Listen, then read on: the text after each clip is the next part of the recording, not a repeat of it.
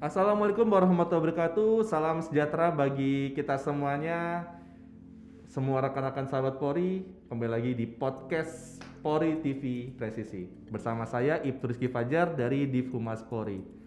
Saat ini kita sedang kedatangan tamu untuk podcast episode kedua yang tidak bukan nih, yang mengecarkan dunia Instagram, per YouTubean dengan speak outnya masalah pandemi, masalah COVID-19, yang juga penggemar sneakers dan penggemar musuh bebuyutan saya, War is War.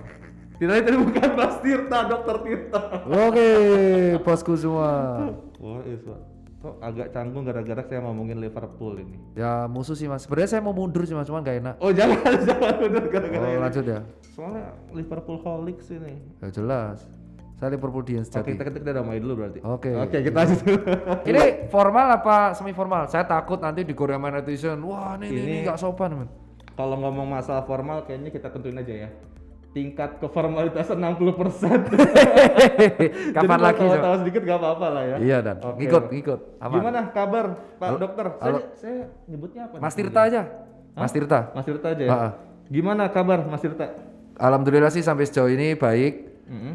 Stay Jakarta terus sempat kemarin seminggu tipes karena habis ngurus pameran UMKM di sebuah mall di Jakarta, karena sekaligus sharing protokol CSE dari Parekraf. Habis itu down seminggu bed rest. Keren sekali. Terus ini jalan lagi besok dekat Lebaran, saya diminta mengawasi edukasi sekaligus mengamati isu publik di bagian Karawang, Padalarang, Cimahi, Bandung. Wih, mantap sekali. Gak boleh pulang. Sibuk. Gak boleh pulang. Enggak, tapi sebelum kita lanjut lagi ya, kalau ngomongin masalah milenial emang lu gila. Mas Tirta ini keren banget, milenial banget. Enggak lah. Bener-bener milenial yang keren gitu loh. Kalau menurut saya ya. Sama kita kan seangkatan. Oh iya, kalian tahun berapa? 91. 92. Oke, tos dulu, 90s. Makanya pasti jelas, perangnya pasti MU kan, udah jelas. Generasi 90-an berarti Ya, ya. kan, saya kan Liverpool, pasti perangnya udah sama nih. Jadi perjalanan ke rumah dari sini gimana? Ada cerita nggak kita ngelihat Polri sekarang punya podcast nih? Kaget Gimana sih. menurut pandangan Dokter Tirta nih? Saya kira sih ini kaget ya, biasanya kan sampean maksudnya polisi itu kan biasa di roasting ya di podcast orang. Iya. Terus ini polisinya buat podcast. Ini balas dendam bisa sih sebenarnya. Balas dendam? Ngundang orang yang ngerosting. Sini. Jadi bahasanya revenge is on. Tapi malah justru saya sih apresiasi ya. Oke, kita back to topic ya. Siap. Mas Tirta ya. Nih ya, kalau manggil Mas Tirta udah pasti kita nggak jauh-jauh ngomongin masalahnya pandemi atau COVID-19. Cuma kita back to ibarat kata mudik dan Ramadan inilah intinya. Oh, berat. Udah 2 tahun kita melaksanakan Ramadan nih pandemi seperti ini. Apa menurut Dokter Tirta itu perbedaan Ramadan tahun ini sama sebelumnya gitu? Kalau 2020 jujur sama sih, 2020 2021 tuh sama-sama kita di kala pandemi. Cuman di 2020 orang masih kuat berlari. Jadi gini Mas, yang kita tahu dari pandemi itu adalah Indonesia tuh nggak bisa dibandingkan dengan New Zealand, Taiwan, sebelum kita bahas ya, ataupun dengan Jepang gitu. Satu, kita negara maritim. Kedua, kita negaranya nggak sekaya mereka. Oke. Wah, harus diakui itu. Kekayaan negara itu akan mempengaruhi penanganan pandemi, pasti. Dan kita negaranya luas banget. Luas kalau daratan doang nggak apa-apa, ada lautnya. Oke. Dan akhirnya negara kita terdiri dari beragam karakter. Otomatis kalau pandemi itu kan hal yang baru di Indonesia. Ya, sebagai logika, babi ngepet aja masih dipercaya di Indonesia. Yes. Otomatis melihat sesuatu virus yang nggak kasat mata itu saya yakin akan ada orang yang jenuh. Nah makanya saya bilang pandemi itu gimana kita lari maraton, ya kan? Karena kan pandemi nggak bisa kayak sebuah hal yang kayak bangun rumah Langsung. setahun jadi gitu. Betul. Ini pandemi itu akan terus bermutasi dan itu tidak bisa dipercaya masyarakat seutuhnya kayak mana mungkin sih sakit. Ya kan, virus kan mereka nggak bisa lihat. Rata-rata karakter warga Indonesia adalah mereka mempercayai segala sesuatu kalau mereka melihat. Yes. Baru ketika di mikroskop, apalagi virus itu mikroskop elektron. Nah, di 2020 kita kan kategorinya tuh masih orang masih patuh. Kita harus akui loh Mas, Maret, April, Mei itu orang Indonesia patuh setengah mati. Jakarta sepi karena saya di situ dan saya masih satgas. Sampai sekarang saya satgas cuman dulu ke BNPB, sekarang saya ke Kemenkes. Nah, pada waktu itu kan sepi banget. Dan akhirnya kenapa kok sekarang itu orang lebih ke denial rakyatnya gitu. Dan saya udah bilang ke teman-teman polisi juga, kita nggak bisa nyalin rakyatnya. Kenapa denial? Karena mereka ini dalam posisi tahun lalu gue udah patuh protokol tapi kok tetap naik. Akhirnya mereka tetap nekat melakukan segala sesuatu kegiatan yang melanggar aturan dari protokol. Itulah alasan kenapa kok kemarin mudik di Bekasi Karawang jebol. Dan kan polisi yang disorot lah. Mau gimana bos? Kita nggak mungkin nanggepin segitunya, ya kan?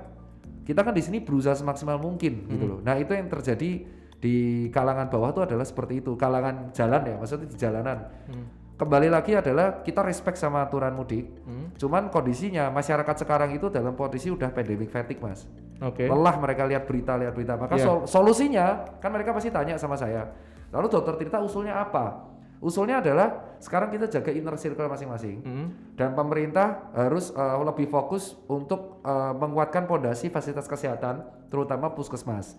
Dan saya sudah discuss dengan Ibu Tito Kemendagri kemarin di sebuah forum PKK bahwa ibu-ibu PKK itu malah lebih seneng edukasinya dari tingkat ibu-ibu karena bapak-bapak takut sama ibu-ibu. Nah, jadi lebih baik dananya itu lebih dialihkan kayak gitu. Dan terus soal pandemi larangan mudik gimana? Ya ini adalah cara satu-satunya supaya memecah kerumunan.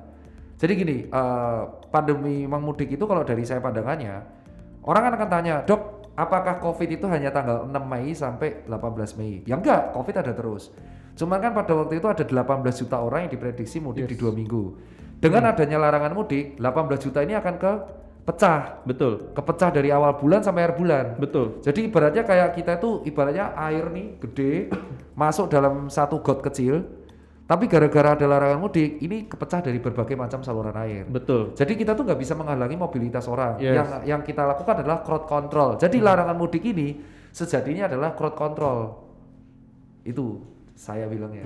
Tapi tetap itu dinyatakan larangan mudik. Iya, kalau nggak ada larangan mudik, pemerintah terkesannya nggak tegas.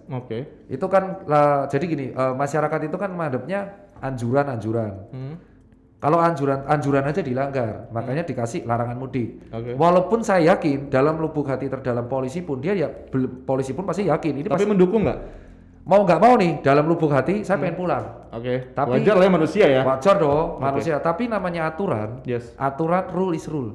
That's the point. Iya. Iya benar. Law ya kan ada law. Kita kan law country ya. Jadi ini negara hukum. Jadi saya secara pribadi saya berani ngomong di sini. Saya secara pribadi saya kecewa dengan larangan mudik karena saya 2 kali udah berusaha keras.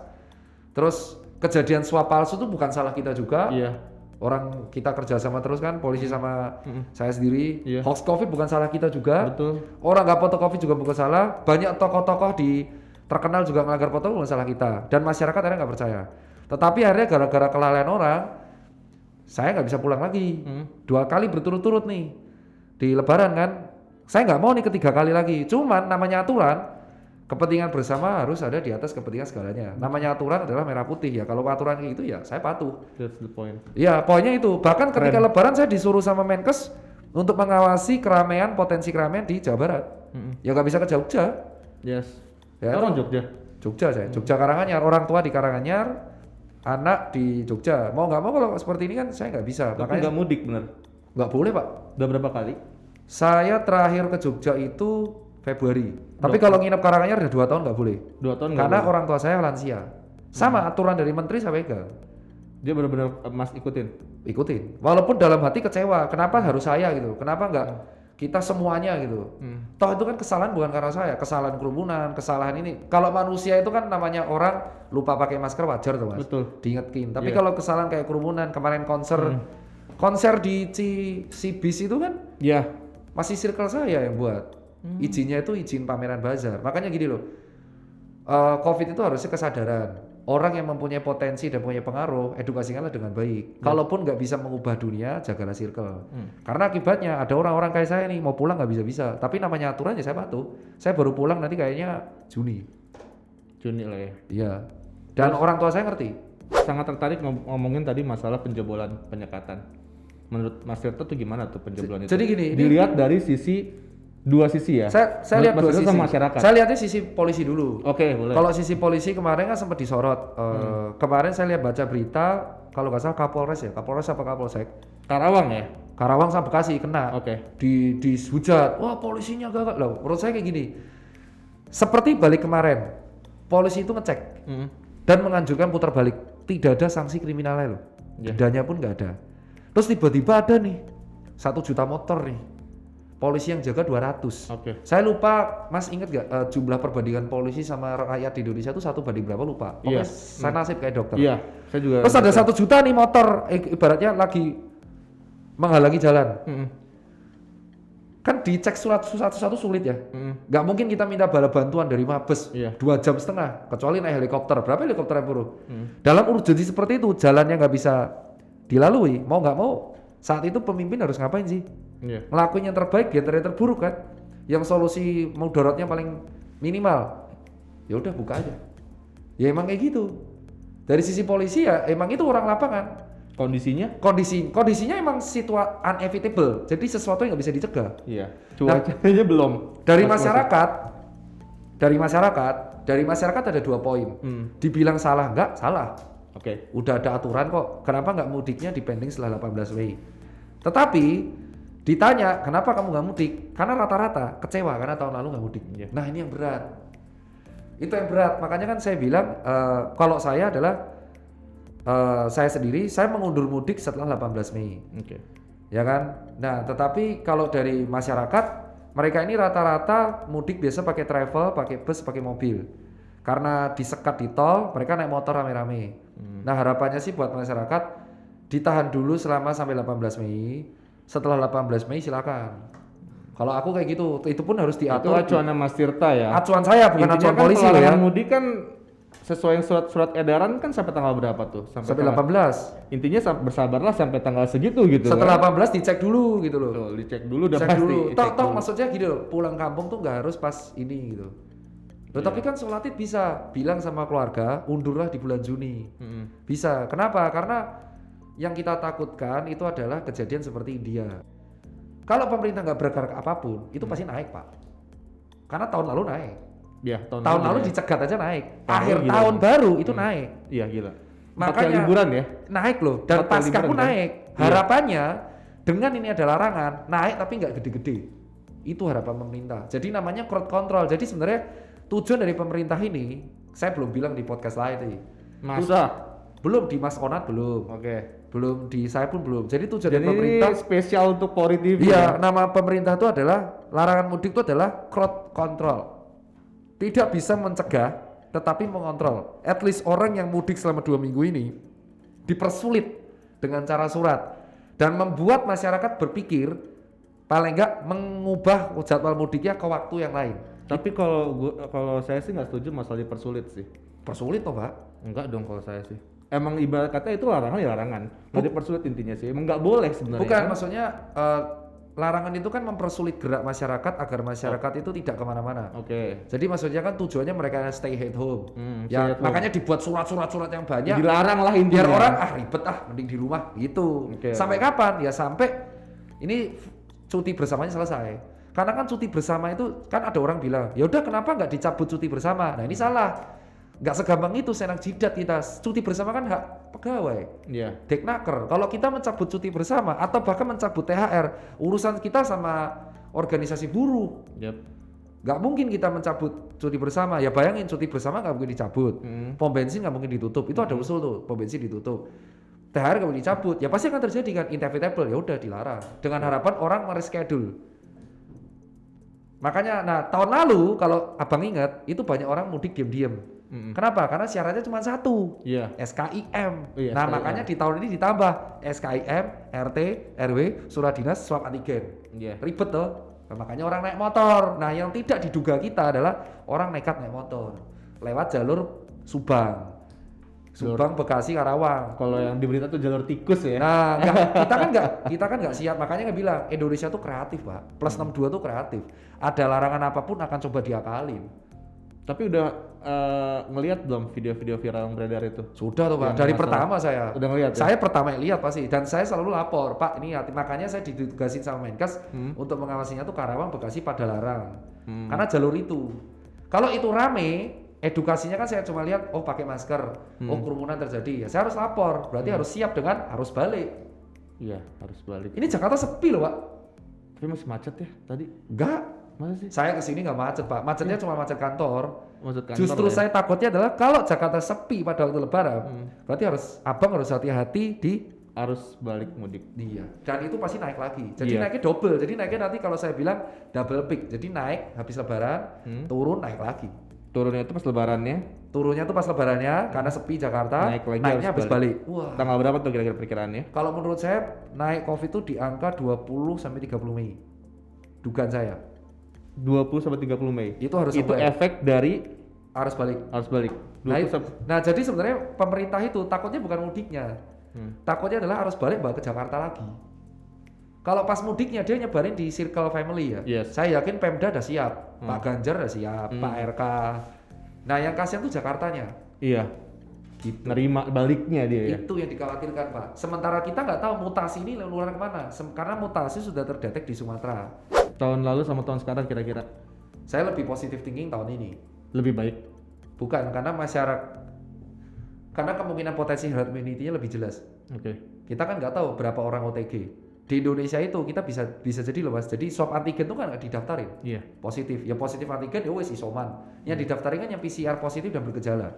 Yang ke data. Jadi kita nggak tahu nih berapa banyak OTG yang ada di Indonesia. Bisa jadi kita herd immunity tahun ini. Iya juga sih. Makanya kita jangan jumawa dulu. Indonesia tuh mirip sama India. Bisa jadi herd immunity. Tetapi kita nggak boleh jumawa. Makanya saya edukasinya apa? Manusia tuh tempatnya salah. Kalau ada orang nggak pakai masker, tegurlah saya. Saya kan kemarin viral nggak pakai masker. Iya. Tujuannya apa? Ya saya buat video itu biar orang negur saya. Seorang dokter Tirta pun bisa lupa nggak pakai masker. Oh, yang pas acara itu ya? Loh iya wajar. Karena itu manusia. Iya. Jangan dijadikan konten. Orang nggak pakai masker, ada orang kerumunan, ya kerumunan kan ada pasalnya. Kalau nggak pakai masker salah mengingatkan.